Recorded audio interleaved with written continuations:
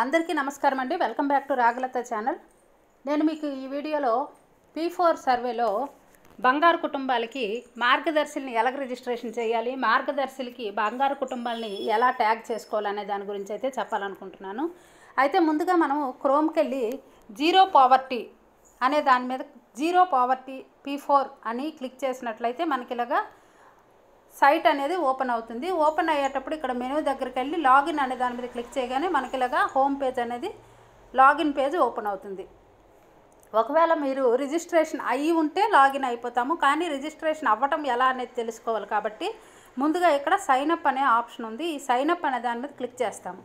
Click చేస్తే మనకి ఇక్కడ రిజిస్టర్ టైప్ అని అడుగుతుంది. టైప్లో resident of India, non resident of India, ఫౌండేషనా, కార్పొరేట్ కంపెనీయా, ఎన్జిఓ ఏదైతే అది మనం సెలెక్ట్ చేసుకుంటాము.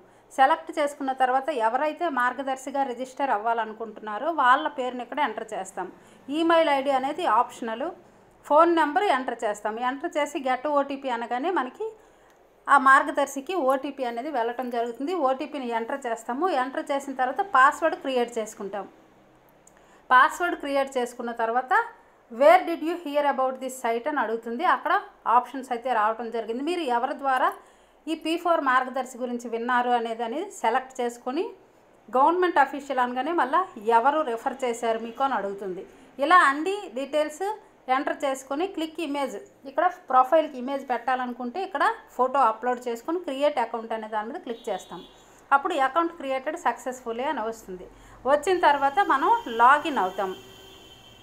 లాగిన్ అయ్యేటప్పుడు ఇక్కడ ఎవరైతే మార్గదర్శిగా రిజిస్ట్రేషన్ అయ్యారో, మార్గదర్శి అంటే P4 కుటుంబాల్లో ఎవరైతే పేదవారుగా వచ్చారో వాళ్ళని బంగారు కుటుంబాలు అంటారు. బంగారు కుటుంబాలని దత్తత తీసుకోవాలనుకునే వాళ్ళని మార్గదర్శి అని పిలవడం అయితే జరుగుతుందన్నమాట. అయితే ఈ మార్గదర్శుల రిజిస్ట్రేషన్ అకౌంట్ క్రియేట్ చేసుకోవటం ఇప్పుడు అయింది.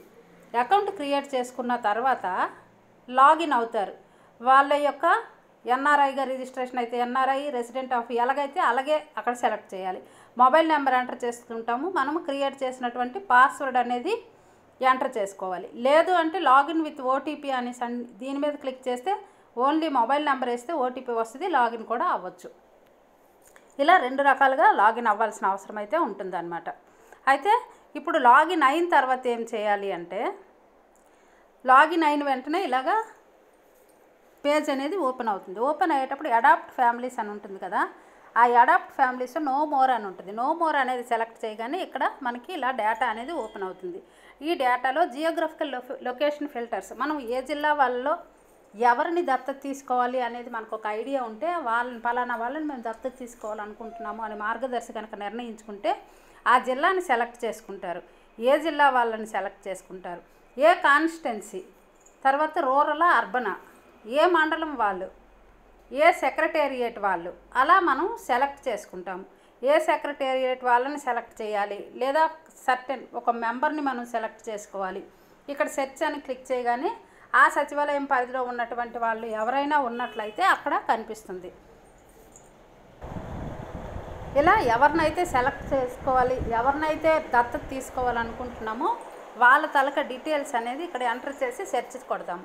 లేదు అంటే వాళ్ళ తలక పేరుతో కూడా, హెడ్ ఆఫ్ ద ఫ్యామిలీతో కూడా మనం ఇక్కడ సెర్చ్ అనే దాని మీద క్లిక్ చేసుకోవచ్చు. ఇలా అయితే కొంచెం లక్షల్లో ఉంటాయి ఫిగర్స్, బంగారు కుటుంబాలు లక్షల్లో ఉంటాయి కాబట్టి సెర్చ్ చేసుకోవడం కష్టం. కాబట్టి సచివాలయం వరకు మనం సెర్చ్ చేసుకున్నట్లయితే మనకి ఇలా ఓపెన్ అవుతుంది అనమాట. ఓపెన్ అయ్యేటప్పుడు ఇలాగా సింగిల్ అనే దాని మీద అంటే ఇలాగ ఓపెన్ అవుతాయి మనకి. ఇలా అయితే మనం ఎత్తుక్కోవటం కష్టం కాబట్టి మల్టిపుల్ అనే దాని మీద క్లిక్ చేసినట్లయితే ఇలా మనకి నేమ్స్ అనేవి ఓపెన్ అవుతాయి. నేమ్స్ అనేవి ఓపెన్ అయ్యేటప్పుడు మనం ఎవరిని సెలెక్ట్ చేసుకోవాలి అనుకోది ఇక్కడ టిక్ పెట్టుకుంటాము. టిక్ పెట్టుకొని నో మోర్ అనే దాని మీద క్లిక్ చేస్తే మనకి ఒక ప్లెడ్జ్ అనేది ఓపెన్ అవుతుంది. ప్లెడ్జ్ ఓపెన్ అయ్యేటప్పుడు ప్లెడ్జ్ దగ్గర టిక్ పెట్టి అక్కడ మనకు ఒక ఆప్షన్స్ అడుగుతాయి. ఫైనాన్షియల్ మ్యాటర్స్ మీరు దత్తత తీసుకుని ఫైనాన్షియల్గా సపోర్ట్ చేస్తారా లేకపోతే మోరల్ సపోర్ట్ అని. మోరల్ సపోర్ట్లో మళ్ళీ వెరైటీస్ ఉంటాయి. హెల్త్ కేరా, లేకపోతే మీరు అగ్రికల్చర్ సపోర్ట్ ఇస్తారా, లేదు అంటే మెంటర్షిప్పా, లేదు అంటే ఎడ్యుకేషనల్ సపోర్ట్ ఇస్తారా అని అడగటం జరుగుతుంది. ఫైనాన్షియల్ సపోర్ట్ సెలెక్ట్ చేశారనుకోండి, ఫైనాన్షియల్ సపోర్ట్ సెలెక్ట్ చేస్తే మీరు వారంకి ఎంత డబ్బులు ఇస్తారు, లేదంటే మంత్లీ ఎంత అమౌంట్ మీరు ఇవ్వగలరు అని మళ్ళీ ఆప్షన్స్ అడుగుతాయి. ఆ ఆప్షన్స్ ఏవైతే మనం దత్తత తీసుకోవాలనుకుంటున్నామో ఆ విధంగా మనం అక్కడ సెలెక్ట్ చేసుకొని కింద ప్లెడ్జ్ అని ఉంటుంది, ప్లెడ్జ్కి మనం కన్సెంట్ ఇచ్చి సబ్మిట్ చేస్తాం. సబ్మిట్ చేసిన తర్వాత మనకి మరలా అడుగుతుంది ఏంటి అంటే ఆ ఫ్యామిలీని మీరు వీక్లీ ఒక్కసారి మీరు ఫాలో అప్ చేయగలరా, లేకపోతే మంత్లీ ఒకసారా, ఎక్కువ సార్లా, ఎన్ని అనేది మనం మళ్ళీ సెలెక్ట్ చేసుకోవాలి. సెలెక్ట్ చేసుకొని కంప్లీషన్ అనే దాని మీద క్లిక్ చేస్తే అప్పుడు రిజిస్ట్రేషన్ అనేది, అంటే రిజిస్ట్రేషన్ కాదు, అడాప్షన్ ప్రాసెస్ అనేది కంప్లీట్ అవుతుంది. ఇలా మనకైతే సచివాలయం పరిధిలో ఎన్ని అడాప్షన్స్ ఫ్యామిలీస్ ఉన్నాయో అన్నింటికీ కూడా బంగారు కుటుంబాలకి మార్గదర్శుల్ని ట్యాగ్ చేయమని అయితే మనకి చెప్తున్నారు. అయితే ఇది మనం సొంతంగా కాదు, ఇది మార్గదర్శి అనే వాళ్ళకి చెప్పి వాళ్ళని దగ్గర పెట్టుకొని ఎవరిని అడాప్షన్ తీసుకుంటారు అనేది వాళ్ళకి తెలియకపోతే మనం సలహా ఇచ్చి చేయించవచ్చు. లేదు అంటే వాళ్ళే ఇండివిజువల్గా వాళ్ళ లాగిన్ ఓపెన్ చేసుకునేలాగా మనం ప్రోత్సహించాలి. ఇదండి ప్రాసెస్. అయితే ప్రాసెస్ అనేది మాత్రం కంప్లీట్ చేయాలి. దీనికి P4 మళ్ళా వచ్చిన సర్వేకి ఎటువంటి సంబంధం లేదు. P4 సర్వే అనేది సచివాలయం స్టాఫ్ చేసుకుంటారు.